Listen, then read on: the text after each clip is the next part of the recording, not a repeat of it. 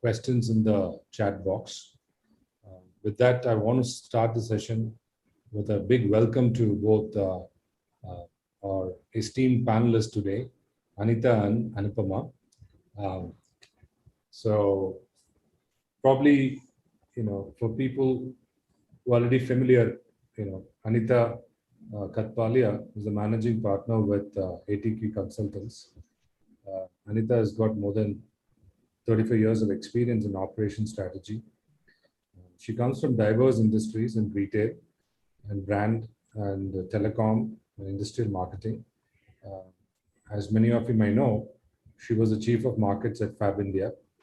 And Anita has worked on sustainable, socially responsible, profitable business models, and creating employment and income for more than 12,000 craft people and artisans. So welcome once again to nice Aarohana, Anita. Thanks, Vid. Thank you so much. Yes. And now I'd like to welcome our another stalwart, Anupama Sreeramaneni, who is the Chief Operation Officer of Araku Coffee. Anupama has been instrumental in exploring various B2B markets across South Asia and Europe, and taking our own Indian homegrown coffee to Paris. Araku Coffee is a 100% certified organic premium coffee brand that ensures quality controls throughout the supply chain and value chain without any intermediaries. Anupama is also the Vice President and Head of Araku Transformation, part of the Nandi Foundation that supports more than 40,000 farmer families in the Araku Valley region in Andhra Pradesh, Odisha border. So welcome to you, Anupama.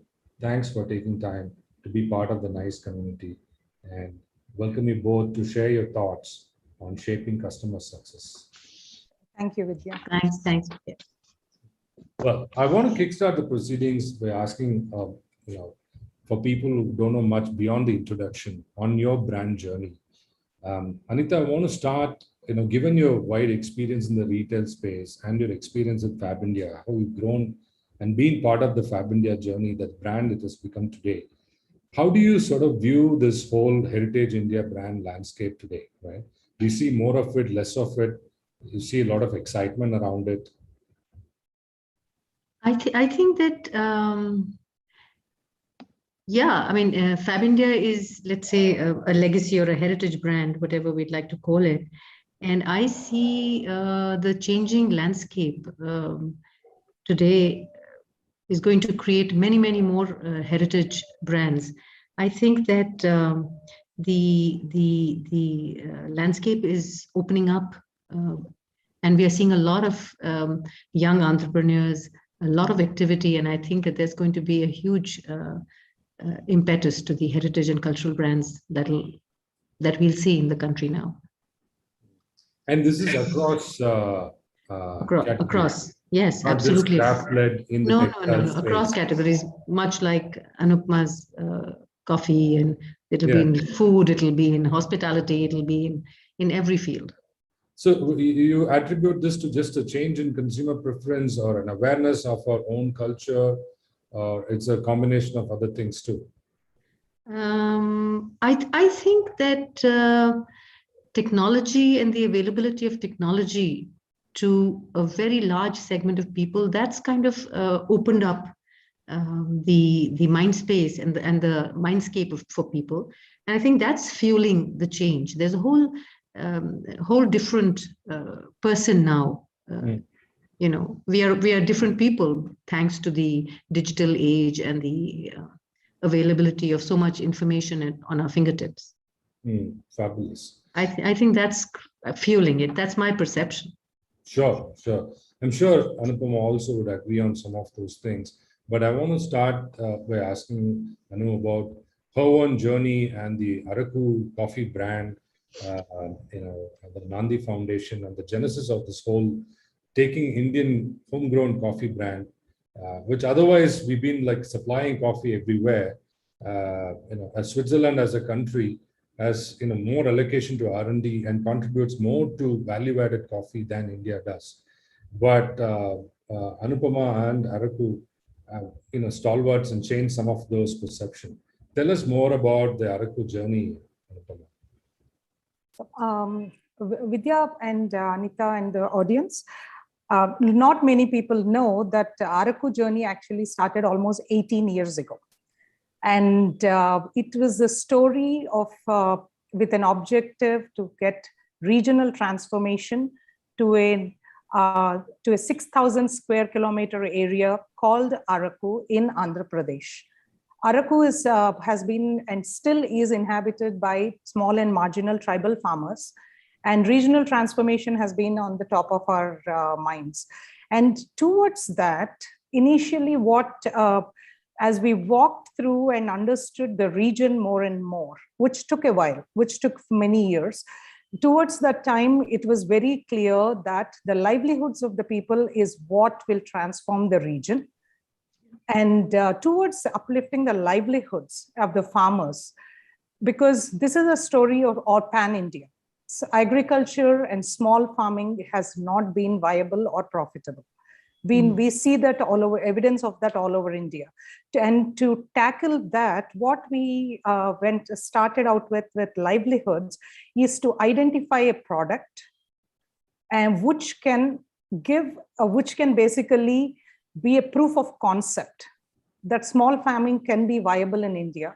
And particularly when I say viable, using without damaging environment with organic practices, as well as make farming interesting and make it an occupation, or make it an occupation like it was almost 70, 80 years ago, which nowadays doesn't seem to be happening at all.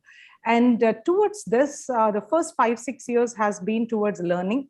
Next was identifying a product or a produce from the region, which can be developed into a high quality product, because the marginal or regular products or exports out of India do not make the producers profitable. So the idea was to create world-class product that can make the producers at the bottom of the supply chain profitable to start with, and that will be more consistent. And coffee happened to be one such product, and also coffee is also a product that India has an edge on. Like you said, Switzerland was one example, but coffee doesn't grow in Europe. Yes. And it's all value-added business over there. So we needed a product, and it so happened that Araku farmers had coffee, even though it was in very bad state, the coffee crops and all. We had a product and we worked on it. So that was the genesis and the beginning of the coffee journey for us. And throughout the journey, so we included organic practices through our regenerative agricultural methodology, which does not damage the ecology, which actually enhances soil carbon, as well as gives an excellent produce, coffee to start with. Only recently in the last 7 years, we've thought about creating the retail brand. Before that, for the last decade, we've been exporting Araku specialty coffee to almost 18 different countries. Wow. Interesting. So the retail brand is to ensure, again, it was a question of profitability and moving sharing the profits with the producers, because retail market is a next level of value addition, and it has more margins. Sure. That is where we are. Sure. Plain simple. I mean, it's wonderful to hear that a brand actually makes a difference to the bottom line. Right? Absolutely. Yeah.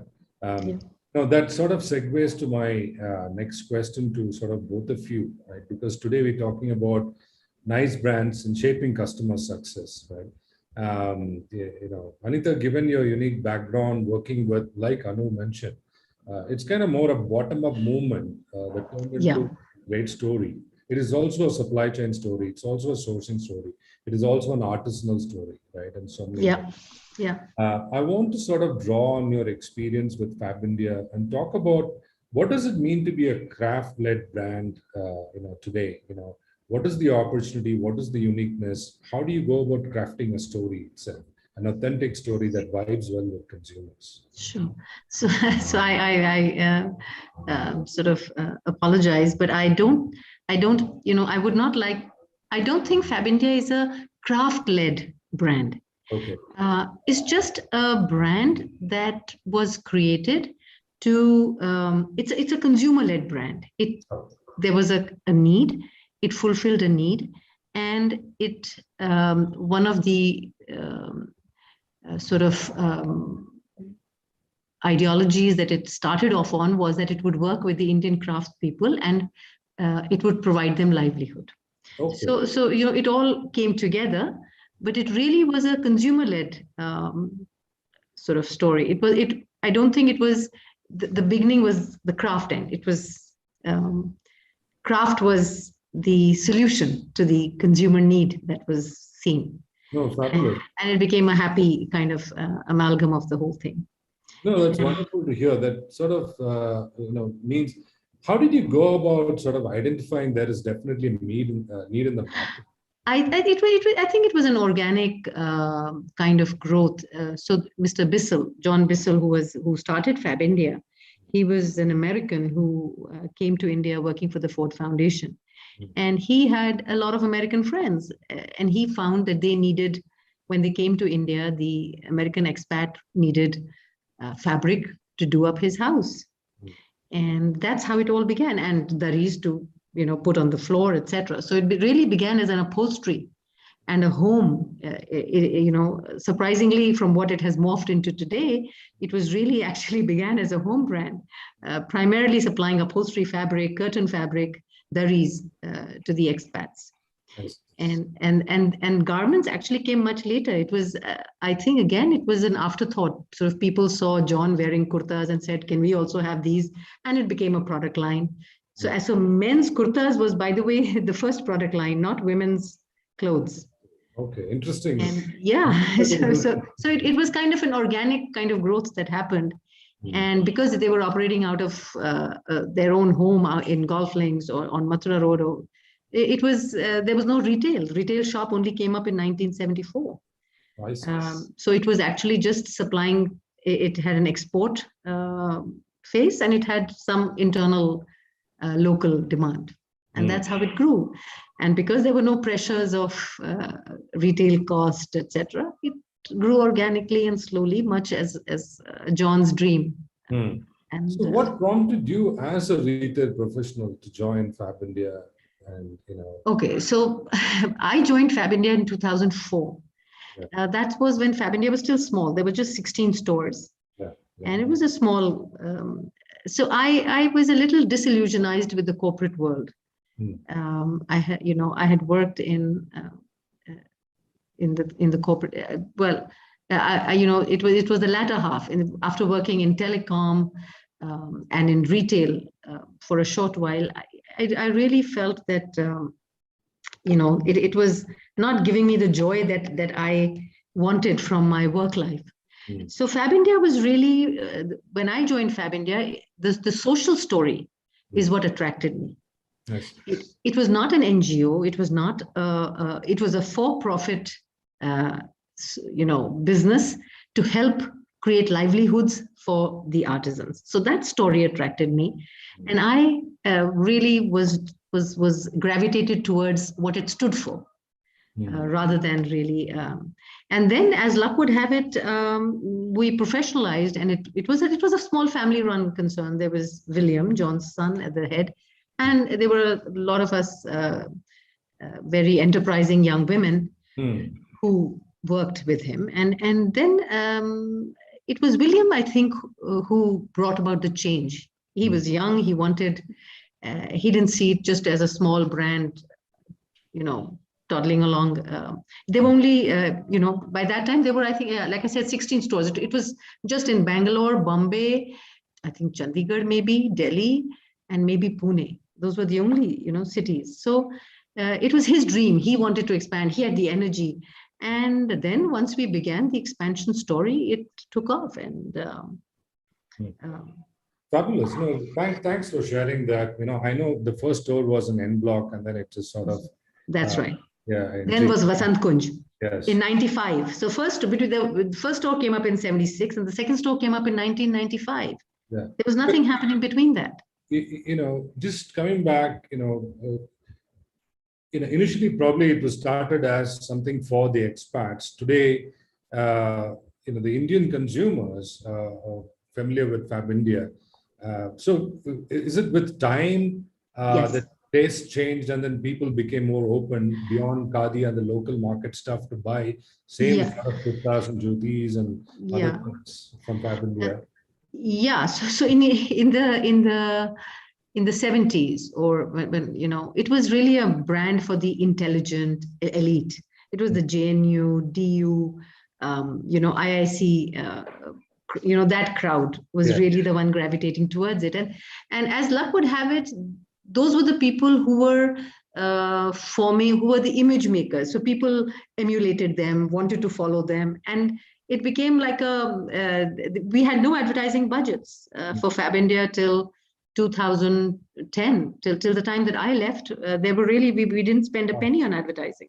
Wow. Yeah, so it was all it was all just image building, people seeing each other, liking it. I remember Fab India, I used to live in Kanpur at that time, and we shopped for our curtains. We came to Fab India. I mean, one knew that if you needed nice cotton curtains, contemporary, you would come to Fab India. So yeah, it was, it just sort of, it chose a target segment which worked. It focused on that target segment, produced goods for that target segment, and as luck would have it, that target segment was the one that everybody wanted to emulate. So that was fantastic. Great story in terms of the genesis and how it sort of morphed into what it is today. Yeah. Anu, I mean, this brings back, to you, given the story of Araku itself, it's a very recent story, right? Because what started as sustainable farming and helping the producers amongst everything else, you chose coffee as a product. And then now, for me, I'm wonderstruck is that in the last sort of 2 decades, we've seen the onslaught and expansion of CCDs and baristas and Starbucks, now the third wave roasters and so many guys. So I remember when I was overseas, people always talked about the Starbucks as the third place, from office home and the third place, right? And particularly in the South, where there are so many coffee options, particularly the filter coffee options, etc. And then coffee powder, and that's being sold and people want to consume. What prompted you when you chose, to go the brand road, to take a retail experience road? Talk us through that, thought process. So when we sorry, can I add to that, Anu? So I realized that you really began this as an export venture. You were producing this coffee to sell it outside. I'm sure that but like you said, the export market, the realizations are not very good, right? Why did you not explore the Indian retail? Because there's of course, in the South, there's a huge coffee drinking habit, and the North was also opening up for coffee. So why export, and why not the domestic market first? Like I explained before, when we started, the objective was not to produce just coffee or any coffee, but to produce specialty coffee of higher standards. Okay. And our export was profitable because we found markets only abroad. In India, there were no buyers for specialty coffee. I see. And that was one of the reasons our first markets were export, not because, because we realized higher margins for the farmers there. And then when we wanted to expand further, the retail sounded like a good opportunity. But again, when it came to retail, the idea, again, with our passion for excellence and high quality standards, we did not want to take CCD route or even Starbucks. For one, there's nothing absolutely wrong with CCD or Starbucks model. At that point in time, when CCD was expanding in India and Starbucks entered India, coffee shops and coffee retail shops particularly were places where you met, where you socialized, where you had conversations, and you did not necessarily look for the best coffee out there. But now the coffee market in India itself has changed. The consumers is with global traveling before pandemic, of course, but the global travelers and exposure to coffee and so on, coffee drinking habits have changed. And so now, then we decided, that was at the time when we realized this, and our retail started out not as a another replica of Starbucks or CCD, but as an experiential center, which is more interactive, which is more, for example, in Bangalore, we opened a 6,000 square foot cafe in Indira Nagar. So there you can, besides having excellent coffee, you have organic and excellent food that can be paid with your coffee for all seasons, for all meal times, as well as for your taste, as well as with organic ingredients, and also learn more about coffee. It's like a true experiential center. Wonderful. So that is, so retail for us seemed a natural way to move forward with that in mind. Okay, wonderful. So, no, thank you, Anu, for sharing that. Anita, good question, in fact. You talked about experts, but was your first center, first outlet, was it in Paris and then in Bangalore? Yes. So just like the retail bit, just like the, what do you call the export bit? Yeah. We realized what we had in mind for Araku retail concept or the experiential concept in India, India was not ready then. So when we started working on the concept in 2014, Paris seemed the most, was the most first choice for us. And then when we realized India is picking up and that's where Indian consumer is heading, this is when we opened in Bangalore. That was the reason we took a detour. What were the sort of lessons or the experience or the touch, that you thought could be a great success for Araku as a brand when you got it here? What was, I mean, in Paris must have so many such coffee brands in places. What did you sort of absorb, assimilate into Araku when you thought about setting up there or setting up here, right? What went into creating that experience for you? So for us, our vision was quite clear going into it. For one, to showcase a great product grown by small farmers of India. That has always been the objective. And towards that, we in Araku, to start with, regenerative agriculture is a methodology we have perfected in the last 18 years. And now Nandi Foundation was ready to explore it in various formats beyond coffee as well. So with coffee, we were already exporting, retail, we thought of a version to do it. But beyond that, there were other, what do you call, venues and formats that we started exploring. One is urban farms, which is for urban consumers with vegetables, produce. So towards all this, our journey shows that you need to have a vision that supports with great aesthetics, design, and brand story that can be translated to the consumer.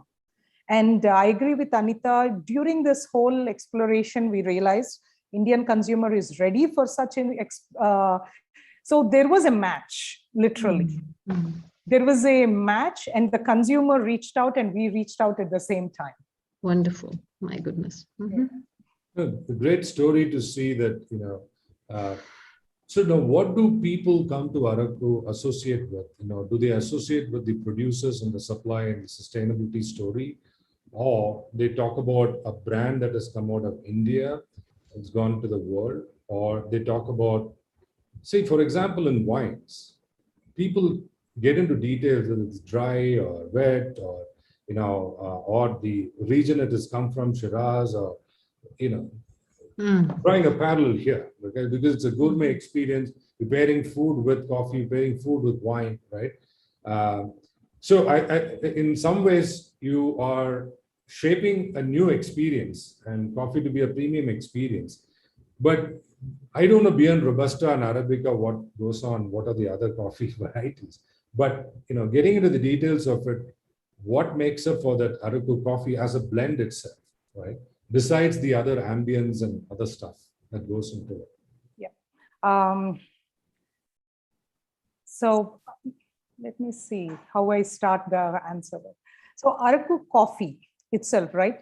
When we're talking the cafe experience in Bangalore, yeah, lot of consumers come in and are enticed to start with the design, with the customer service, knowledge of baristas. And by the time they get to taste the coffee, they're really enamored.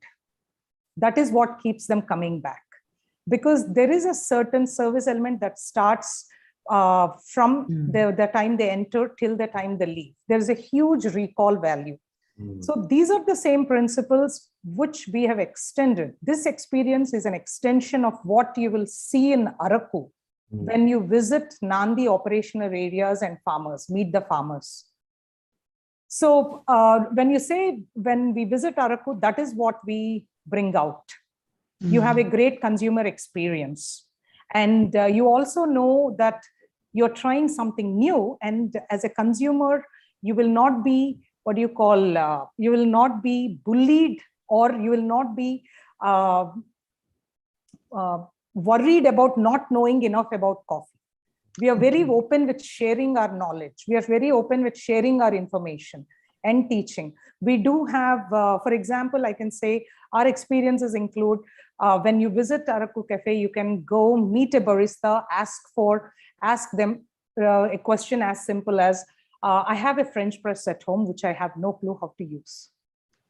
They will show you how to use the French press. They will you can make it, you can learn from it without any extra charge. It's just there. It's an experiential center, and it's a mutual information sharing. That kind of openness we bring to a consumer's, and also the coffee is just excellent in a lot of varieties, along with food. So wonderful. Yeah.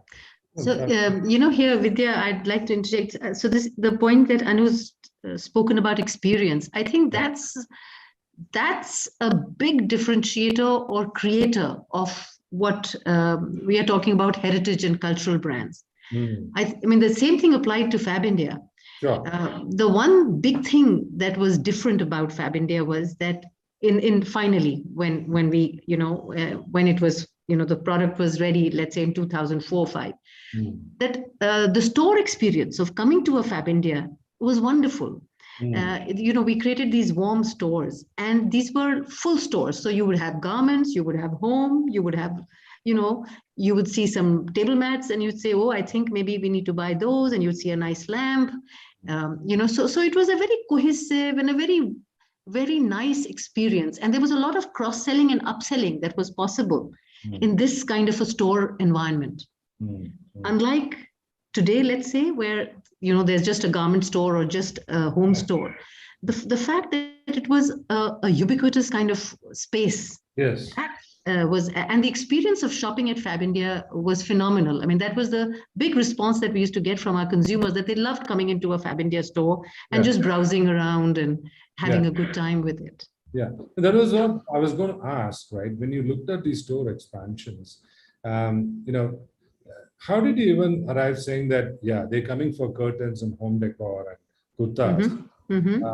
This whole idea of upselling or opening up to this possibilities of buying so many other under the Fab India brand. How did that come about? Because that was just visual merchandising. Because the store was there, I mean, and once we introduced furniture, beds had to be covered, the bed covers would be visible, the dining tables would be visible, the mats, lamps, lights, everything. It was like walking into a nice warm home with a garment section to shop. The initial stores of Fab India were very utilitarian, just straight shelves and, lots of heaps of clothes on them, badly lit,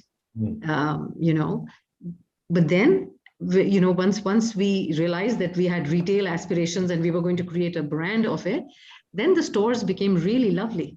Hmm. But and warm places. Anita, also the fact that from textiles to Mhm. opening up your product range to food today, right? And probably there's something for everybody in the family today when they come. That's right. That's right. That's How right. did that shift in thinking come about, right? What So, like I said, it was organic. It began with men's kurtas just because John's friends wanted them. And then slowly with that, then women, the nice thing about retail is that you are doing market research every single day.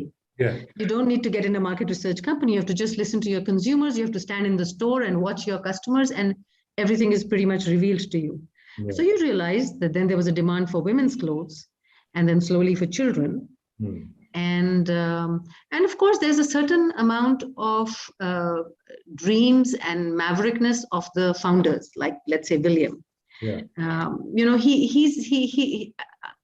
That comes from the top person. He has to have the spirit of experimentation, new products, which he had.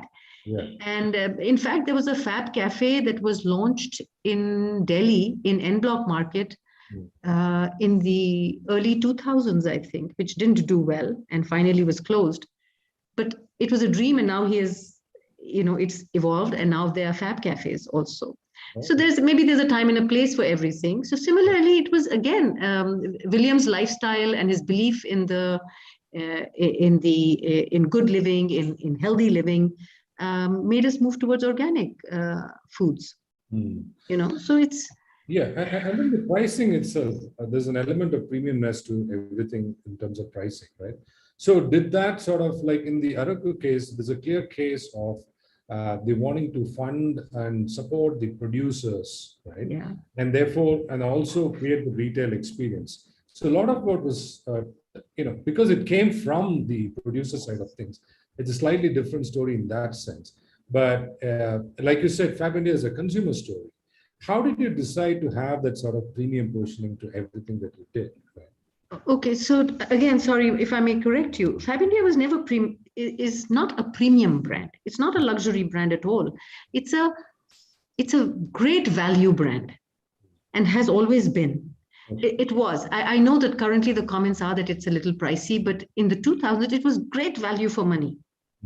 And the objective was to give livelihood to the artisans. So it wasn't as if, but at the same time, we were very clear that the product had to come to the consumer at a price point which they loved. And we did that balancing, and there is very little margin in craft products. In handcrafted products, the possibility of large margins is less. So therefore, Fab India's profit line, our bottom lines were kept healthy by keeping our costs in check, not by charging a huge premium on the product. I understand what you're saying. Yeah. Yeah. So the margins were very, very reasonable. And it's just that we ran the ship very tightly to ensure that our bottom lines were healthy. I see. Yeah. So affordability was a huge plus point for Fab India. I mean, you know that in the 2000s, you couldn't find a cheaper curtain cloths or an upholstery fabric, the cotton ones. I see. Okay. No, I always bought the kurta, so that my benchmarks are slightly different. So okay. Yeah. Did you? No, okay, I always thought, why couldn't Khadi do what Fab India is doing? That's what I always thought. Right? Yeah. So, but then I loved it, and I kept coming back for other things and other stuff. That's a different story. I love it as a brand, which is why part of my sort of thought process comes, right? Because at NICE, we're working with so many of these young entrepreneurs who are in some ways creating these brands that sort of leverages Indic correct tradition, knowledge, And the differentiation between Fab India and Khadi is that Fab India invested in designers, which Khadi doesn't have. Yeah. So the what you saw there was the fact that we had designers on board who would work with the artisans to produce the contemporary designs that Fab India offered. Right. No, fabulous story. Right. Now, before I come back and ask you during the pandemic, because there's not much of retail experience in this sort of digital world, I want to quickly ask Anupama in terms of the global aspirations. I don't know if Fab India exists outside of India. Right? Yeah, it has. It had a store in Rome. It had a store in the US, I think, which shut down. But it's Dubai. It's got operations in the Middle East, which do very well. I mean, I'm assuming it's because of the familiarity with the Indian diaspora. I think so. Yes, absolutely. Absolutely. Yeah. So, you know, Anupama, in terms of this whole going global, what's been your sort of learning experience, right? Because you've come the reverse way, gone outside and come to India, rather than from being India, gone outside. What's some of the learning experience? What can you tell about what does it make to, a brand succeed in Paris as opposed to in India or in Bangalore? So Vidya, I would say first is basically the personality of the brand, the origins and all. See, even while we were working in Araku, we always had a global perspective in terms of in production. We were always experts inclusive. We did not assume that we knew everything to be done about agriculture, but we reached out to coffee experts globally within India and abroad. So that mindset has always been there, that global expertise should be appreciated and taken wherever it is available. So once we done that, going to Paris, being a brand from India was very easy because we were producing one of the best coffees in the world. How do you define best coffee, Anu? Right. Good question. So there is a Cup of Excellence is almost like an award ceremony that it's a private institution based out of US, and it's a specialty coffee association of the world. Wow. They conduct Cup of Excellence in countries, right? In countries where they have a panel of coffee cuppers who are like wine sommeliers. Like tea tasters. Yeah, like tea tasters and sommeliers. They're called coffee cuppers. They come from all over the world. So these coffee cuppers have been associated with Cup of Excellence juries, and they move from, it's a different combination of jury for each country, and they score coffees that they cup out of 100. So for India, we don't have Cup of Excellence. But when we were starting out, we created a very interesting concept called Gems of Araku, since 2009, where we invited, right after the harvest in March, end of February or March, we invited coffee cuppers who are considered, have been part of the jury of Cup of Excellence, invited them to India, invited them to Araku, and basically they're the ones who have cupped the coffees and rated them and compared with other countries' coffees. So for example, so we've been doing this since 2009, and even we did it online and remote in 2021 as well, because nobody could travel into the country from abroad. And the highest score we received is about 94 out of 100 for one of our coffees from the region. And that, where specialty coffee ratings are anything above 85. Oh, good. And initially we used to have 50% of the production above 85. Now we are almost 90% of our coffees have score above 85. Wow. So, and Gems of Araku is scheduled to happen in the next few months. So that has been the testimonial. Wonderful. Wonderful. The story. So this is like, again, if I have to draw a parallel to the wine story, we have so many different regions, like even in France, be it Champagne or Bordeaux and other places. So in India, I know Cood and Araku now. Probably there are other regions also that grow coffee within India, right? East and other places. So will that make a difference? Will everything have a specific flavor to the region? The region has its own, influences the taste in some ways? So Vidya, you had to say France and various areas, Normandy, Bordeaux, and various areas, cheeses and wine, because that is exactly, are you familiar with the concept of terroir? Sorry, what's it called? Terroir. No, I don't know. Terroir. Okay.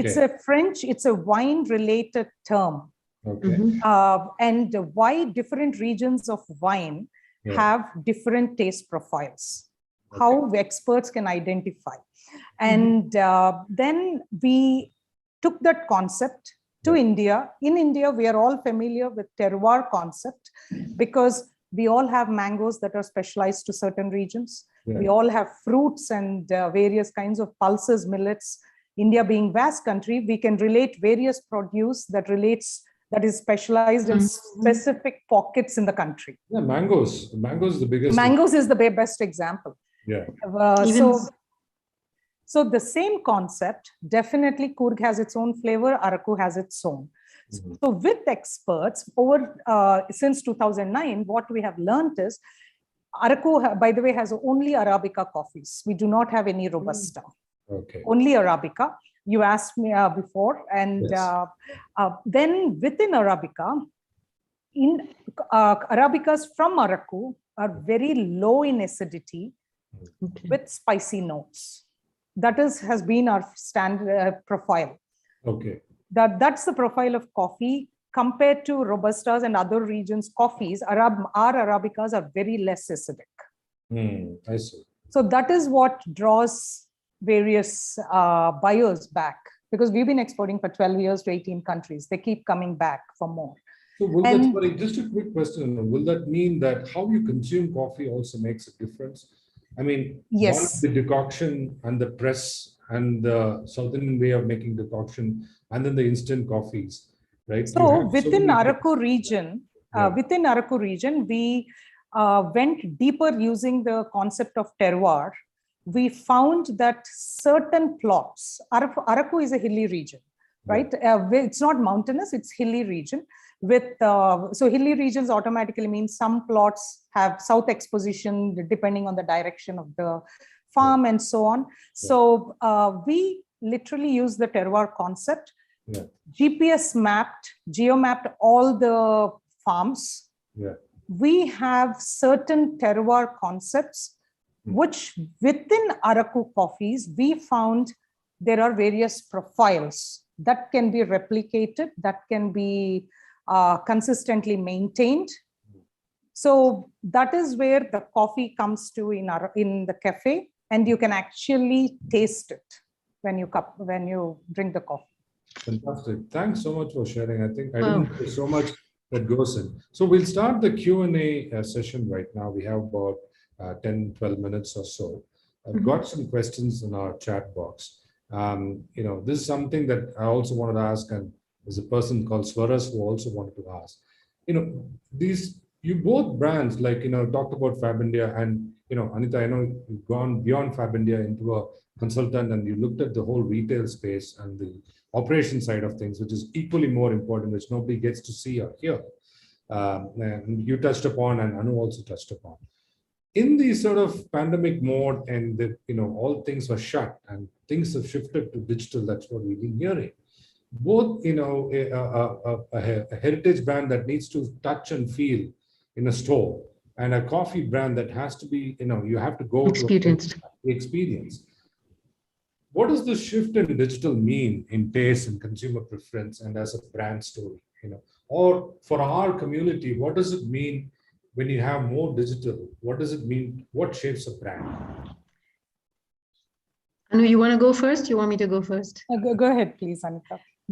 Well, I agree with the tenor of your question, in the sense that I think that heritage brands, experience is a big component of them. And this environment of COVID and retail closures, consumers not being able to get into stores, I think definitely impact brands like Fab India negatively. In fact, if one of the articles, it said that Fab India reported a loss for the first time in its history this year. So it's very clear that the impact can only be negative. And there's only so much that Fab India's digital presence, I'm not familiar with it because I'm not there, but I don't think it's very it's very, it's as good as, let's say, some of the international brands like H&M and Uniqlo, etc. So therefore, I think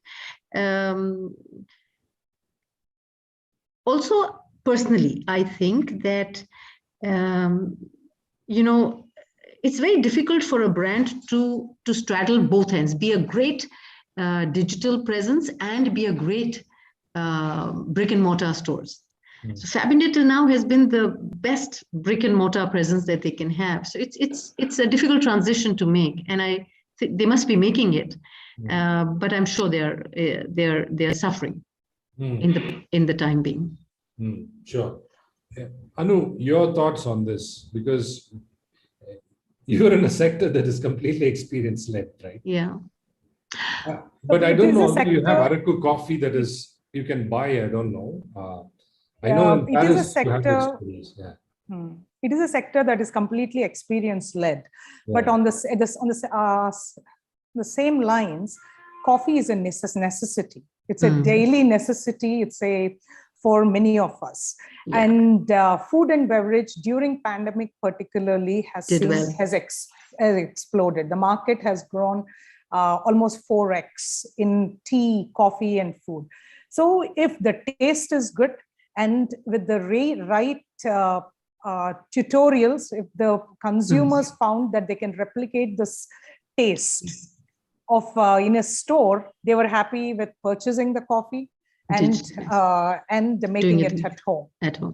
So we could see, there are a lot of videos that we have, there's a lot of tutorials that make it easy for a consumer to make coffee at home. So that helped a lot, the Araku way. Okay, thanks so much for sharing that. There's one question from Rishabh saying, what kind of tips can you share for an early stage startup making ethical Pashmina products out of Kashmir, besides hiring good designers? Probably, I think both tough one. No, it's a tough. So here's the thing. You see, why I said craft. I personally, again, this is my own personal peeve. I don't like to associate the word luxury with craft. If what goes into the product, the handwork, the time, the material is good, the cost will be it'll be expensive, like Pashmina, or like the embroideries of Kutch or Karnataka, or wherever there is intense work, the cost will go up because of what the artisan has to put into the product. So it's intrinsic value of the product. It's not luxury. It's not just money for nothing. It's so therefore I don't like to associate the word luxury with craft. For something like Pashmina, the biggest hindrance from the consumer perspective is authenticity. And while yes, you can have great designs, you can have great products, for somebody to believe that they're going to get the real thing when they order it, that would be a big hurdle. And if the person can somehow work around that, that should Thanks. I think that makes sense in terms of authenticity and design. Anu, would you want to chip in? I totally agree with Anita. The authenticity is very important in terms of certifications and so on. At the same time, another key thing is traceability. So it's also very important because nowadays consumers are slowly getting there. They're very conscious of where it's coming from. Is it ethically sourced? There is a changing mood in Indian consumers. So being traceable, traceability gives that human touch to the product. Yeah. And absolutely. So that makes a huge difference, I think, for any consumer brand. Thank you. Thanks for sharing that. There's another question from Anamika Joshi. Did Fab India target the customer base which attracted during its initial days, or the customer profile changed over a period of time?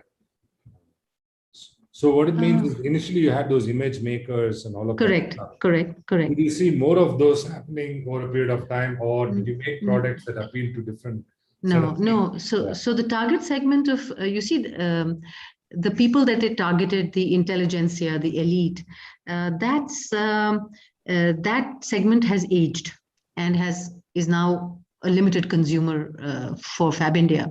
It's the young, the youth that is now the biggest consumer for India, for Fab India, and they are different. They're completely, their needs, their product requirements are completely different. They also sometimes do not, they are looking for a product that services a need. I think somewhere in the game, the cultural and the heritage piece is getting lost. And maybe it's time for Fab India to do a Fab India Classic. And maybe, and I think they had, I was reading somewhere, some Fab India new or something. So maybe it's now time for them to, do a brand fragmentation and do a segmentation there. So there's another question, I think, come from the gentleman. So I think it talks about asking what is the kind of impact Fab India has made in the artisan landscape. Huge. Is there a fair policy that Fab India follows? Absolutely. Fab India, when I used to work with them, we used to work directly with the artisans. They used to come and sit, and we used to order on them, and we would work directly with, at that time, 12,000. I think now they're working with 40,000 artisans. So the whole point was that it was providing livelihood to the artisan, and because they had the retail front, they were able to do so. And that policy, I don't think, has changed. I think the artisan, the design input that Fab India gave to the craft industry of India is invaluable. So, because India is a country with huge art clusters, you can only work with so many artisans. Yes. But in some way, the product itself determine where you're going to source, which cluster you want to work with, and those kind of. Because it could be something for textiles, something for furniture. Sure, exactly. Which was the reason why Fab India, in between, from 2008, I think onwards, we started this thing called the supply region companies, where we established companies in 12 or 15 hubs. One in Jaipur, Jodhpur, which were the hubs for, Jaipur had prints and material, Jodhpur had furniture coming in, Hyderabad had again textiles coming in. So we had these supply region companies established, and that gave them closer access. So now the artisan didn't have to travel to Delhi to meet with us. They could just travel to Hyderabad and deal with this company. So that was done to, one, enlarge the reach that Fab India had to the artisan, to make it convenient for the artisan to come and to produce and get the designs, and make it easy for ourselves, our supply chain. Fabulous. So which means it also gave an opportunity for artisans to come and pitch their produce. Absolutely. Very nice. So, we got a couple of more minutes before we wrap up the session. I just want to ask both of you to sort of encapsulate in some way our topic of the session. How do you build this value proposition itself, right? What are the sort of bundle of benefits one should think about?